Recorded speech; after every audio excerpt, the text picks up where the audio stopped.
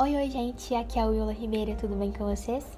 O vídeo de hoje é um pouquinho diferente dos outros aqui do canal, não é um tutorial, também não é um speed. Aliás, eu já adianto as minhas desculpas pelo vídeo amador, mas eu quis mesmo fazer algo diferente porque no vídeo de hoje eu vou contar um pouquinho sobre a minha história e sobre as razões que me fizeram a começar a desenhar. Bom, eu desenho desde muito nova, desde que eu comecei a escrever, que foi lá pelos 4, 5 anos, e eu já gostava de rabiscar. Meus pais sempre me incentivaram a desenhar e exercitar minha criatividade, mas até então eu me dedicava a coisas diferentes. Eu adorava, por exemplo, brincar de correr, de pular, qualquer outra coisa que não me deixava ficar parada.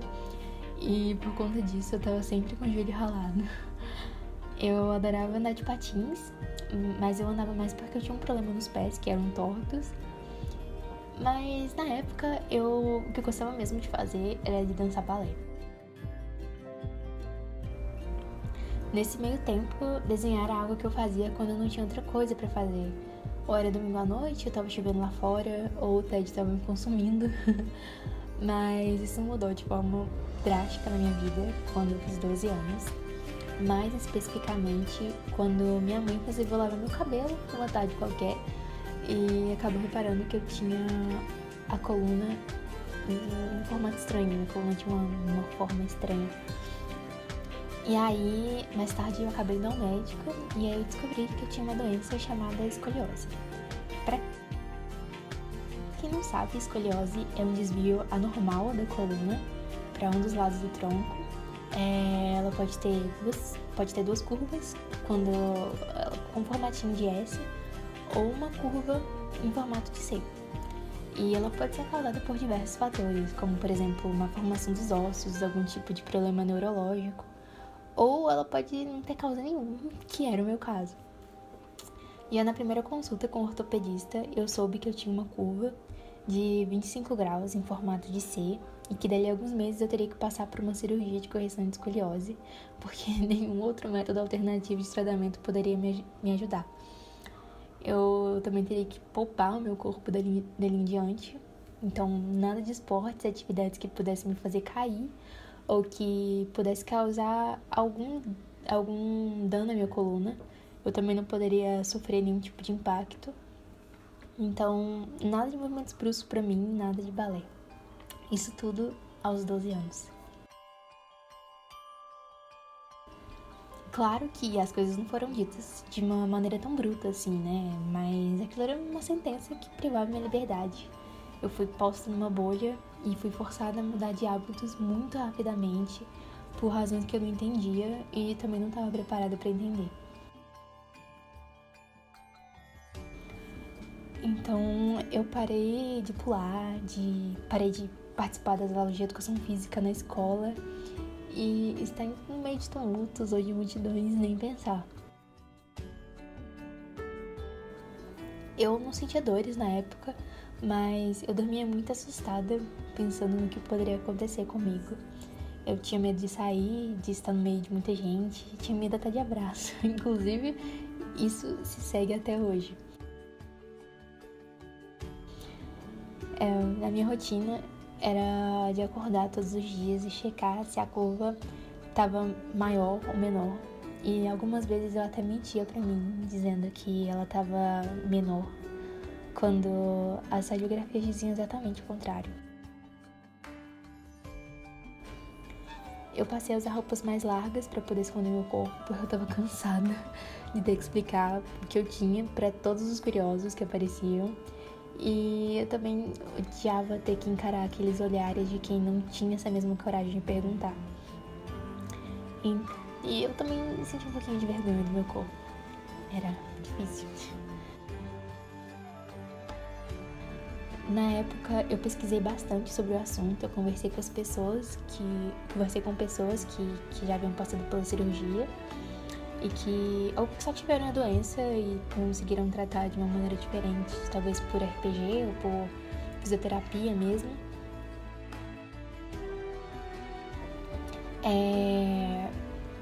Eu assisti a milhares de vídeos de cirurgia para tentar me acalmar, é óbvio que isso não funcionou. E nesse meio tempo ainda, meus pais continuavam me levando a outros médicos buscando uma resposta diferente para tentar me ajudar. Mas a resposta era sempre a mesma. Não tinha como, minha curva era muito acentuada e ela evoluía muito rápido, então não tinha outro jeito pra mim, no caso.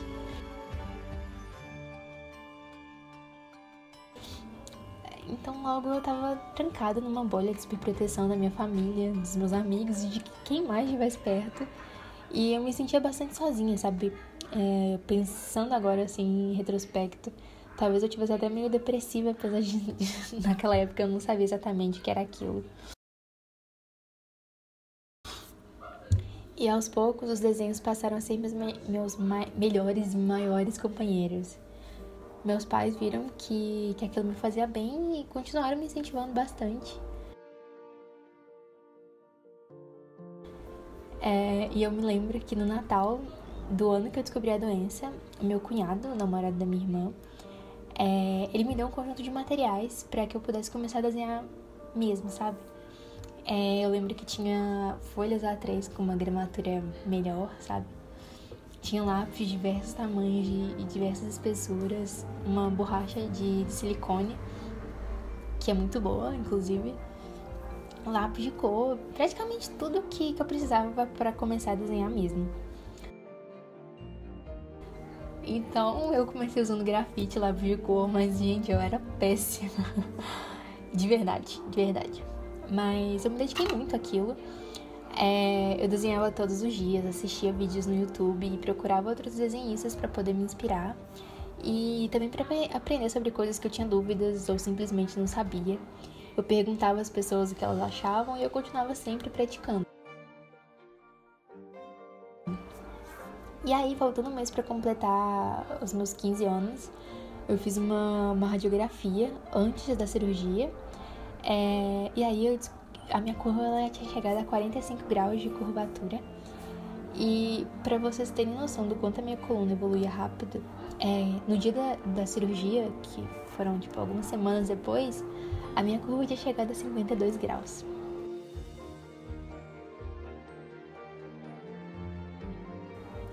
Mas correu tudo bem na cirurgia, eu não senti nenhuma dor. Eu saí do hospital uma semana depois, andando. Eu tinha ganhado 14 pinos na coluna, uma cicatriz bem discretinha, 2 centímetros a mais na minha altura. E além de ter perdido a curva, eu perdi alguns movimentos também da coluna, mas nada que me incomode ou que me atrapalhe atualmente. Eu passei algum tempo sem desenhar porque eu ainda não estava acostumada com o peso do meu corpo novo, né? E passar tanto tempo sentada ainda era muito estranho pra mim.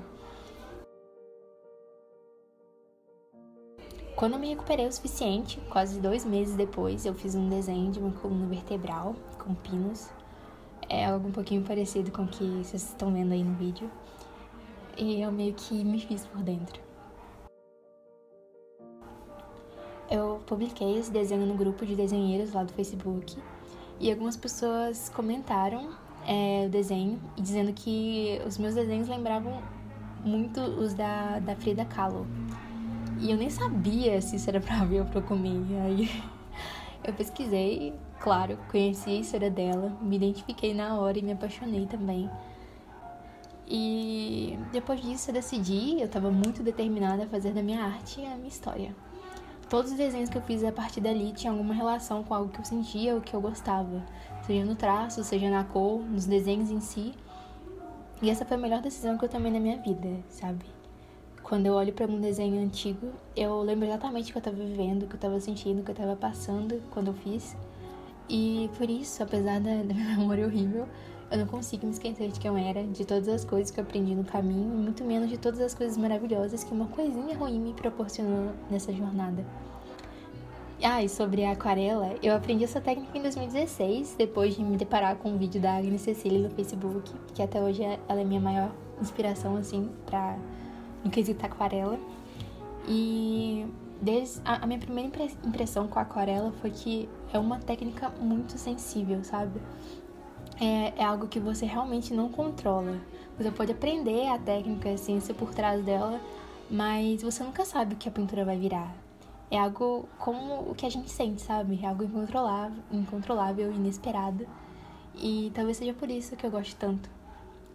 E bom, apesar de todo o perrengue que eu passei até aqui, eu fico pensando, se não fosse uma curva, eu não teria seguido outro rumo e começado a desenhar e a me encontrar.